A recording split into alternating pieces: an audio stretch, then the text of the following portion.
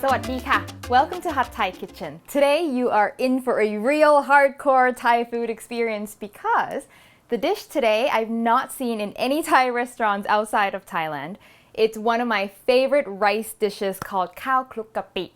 Khao is rice, kluk is to mix, and kapi is shrimp paste, and that is why restaurants here don't offer it because the shrimp paste is the funky stuff that might get some getting used to. So if you are feeling up to a culinary adventure, let's get started.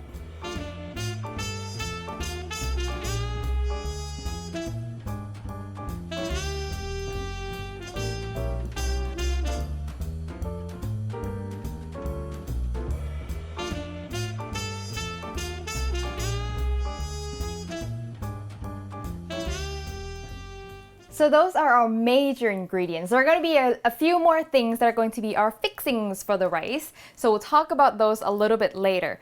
Now let me talk quickly about our shrimp paste. Shrimp paste is a paste that's made from krills, not actually shrimp. And krills are just tiny little shrimp. I've used this before in my curry paste recipes, but we also use this often in stir-fry dishes such as this one. So what we're going to do is we're going to stir-fry our rice with the shrimp paste, and then we're going to have a bunch of little ingredients on the side that are going to be tossed in the end when you're ready to eat. So it's kind of like a hybrid between a fried rice and a salad. Super fun to eat. So let's get started and make our fixings. The first and most important side dish to this is what I call what is called mu wan, or sweet pork, literally, but it's more like caramel pork or candied pork. So I've just got a little bit of oil in this pan here, and I'm gonna go in with my shallots, and I'm going to cook this until the shallots are caramelized. Okay, so once it's got a nice brown color and you can really smell, that sauteed onion flavor. Yeah. Okay, go in with your sugar. Yes, that's a lot of sugar, but after all, this is candied pork. So let that melt, and we're basically going to also caramelize the sugar the same way that you caramelize flan or creme caramel. Smells really good already. So this is the point where you have to watch it, because anytime now it's gonna burn, and if it burns it'll be bitter. Okay, I'm happy with that. You can push it a little further, but I don't want to risk burning it. I like this nice sort of amber honey color. I'm gonna go in with the pork. I'm using pork butt. Yeah. Some water. Just chill it out a little bit. Sugar is gonna start to harden as soon as water hits it. Don't worry. It will eventually dissolve. So get that mixed up. Soy sauce, fish sauce, boom. Black soy sauce for a nice color. What was I saying? I was saying that I'm using pork butt for this, but traditionally they use pork belly, and if you don't mind a lot of pork fat, use pork belly. It'll be more tender, more delicious, but I'm just trying to cut down some animal fat intake, so I'm pretty happy with pork butt. Pork butt's pretty fatty. It's not as fatty. So our candied pork, it's gonna have a texture much like a really moist pork jerky, kind of like that. But if you do pork belly, it'll be more tender. So it's up to you. Get all that sugar off your spatula. And that will dissolve. Oh, and water, just as much as it takes to almost submerge the pork. I'm gonna put a little bit more, and then put the heat up higher and let it cook. Stir it every once in a while. So what you're looking for is for the syrup to thicken and penetrate the pork, and the shallots are gonna completely dissolve and become a part of the sauce, but all that flavor is gonna be So see the transformation of our pork. It's very shiny and luscious, and the pork is very dark, and the flavors from the sauce has completely penetrated the pork.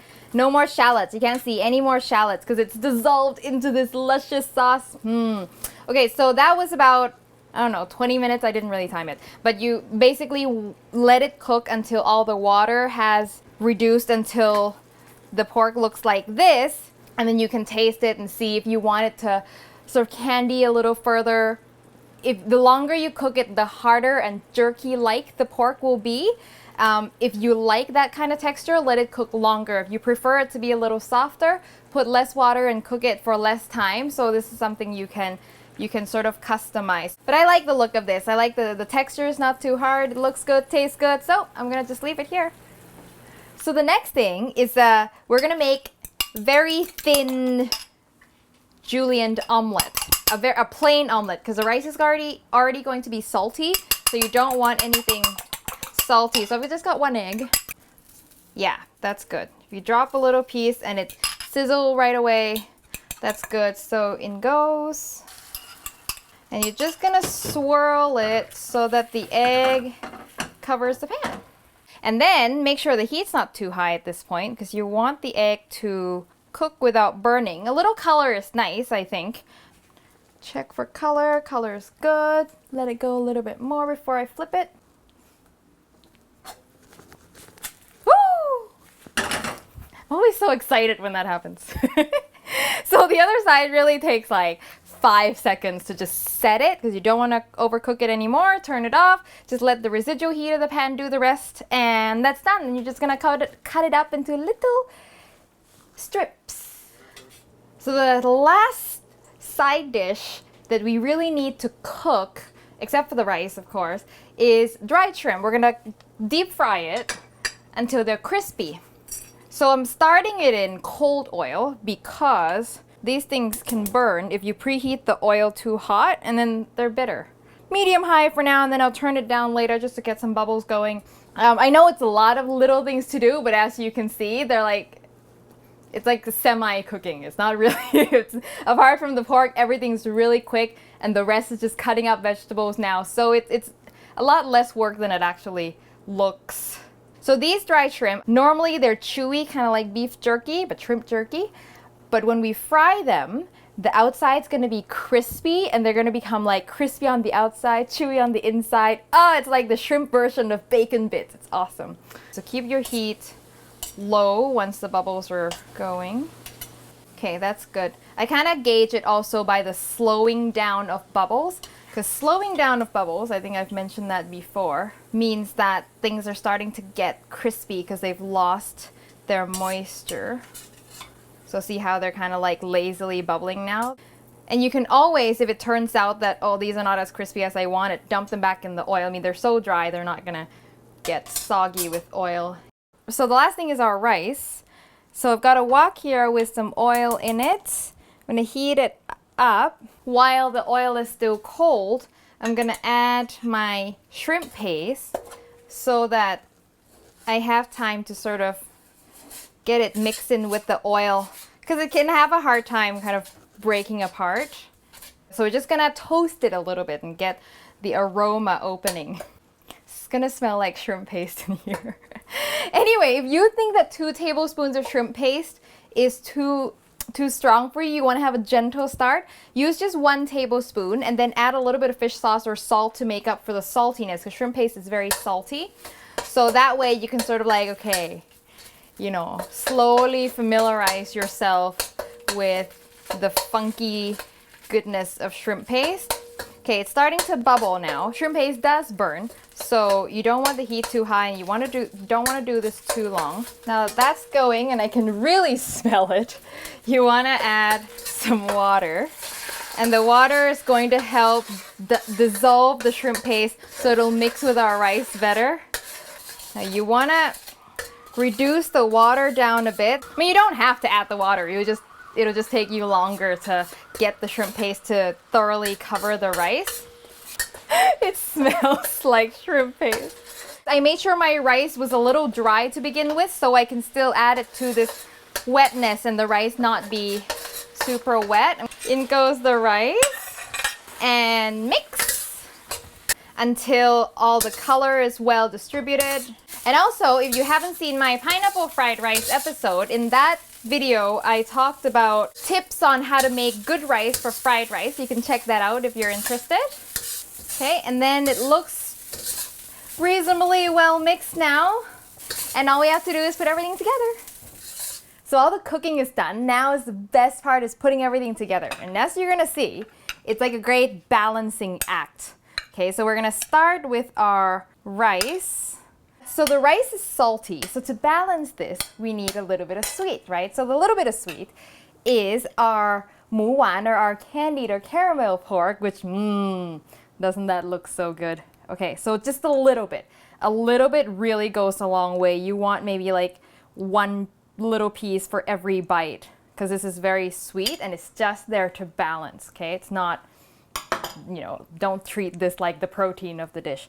So now that we've got salty, we've got sweet, we need a little sour, which always a slice of lime, but also usually we do julienne sour green mango, but I don't have any. So I use carrot, shredded carrot, which has the same texture as green mango. And I just let it marinate in some lime juice, or you can even use lemon juice. For a while, I just let this sit while we were doing other things so that in the end, it becomes sour, crunchy, and really just serves the same purpose. And it's really pretty as well. So you don't need to go looking for sour green mango. Okay, so there's that. So there's sweet, sour, and salty, but now we need something fresh and crunchy. So we've got long beans, which I've cut into little pieces. Now, long beans are very traditional, but you can use any other crunchy, fresh vegetables you like. Radishes are really good for this. Cucumber slices also do the same thing. Let's put it here. That looks pretty already. Something oniony, a little bit of a pungency to balance it out. See, this dish has everything imaginable in terms of flavor and texture. So we've got that. Our egg, which I have cut up into shreds like this. And so this will add sort of the soft texture. Our crispy shrimp jerky. Oh, these are so good. What am I missing? Chilies, of course, spicy. You can also do chili flakes and it'll distribute better, but traditionally they serve it with chopped up Thai chili, so it's quite spicy. Just give you a warning. I'm going to put that right on top. Yeah, and close that gap. Doesn't that just look amazing? I mean, it's a feast for the eyes, and as funky as it might smell, it's delicious. You can just visualize right now all these different flavors and textures and components together.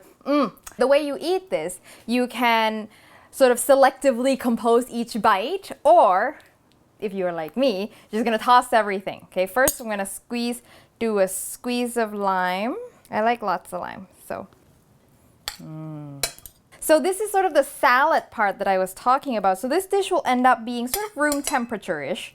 So now I know it's not as pretty as it used to look, but trust me, it's tastier than it used to be. Okay, let's taste it.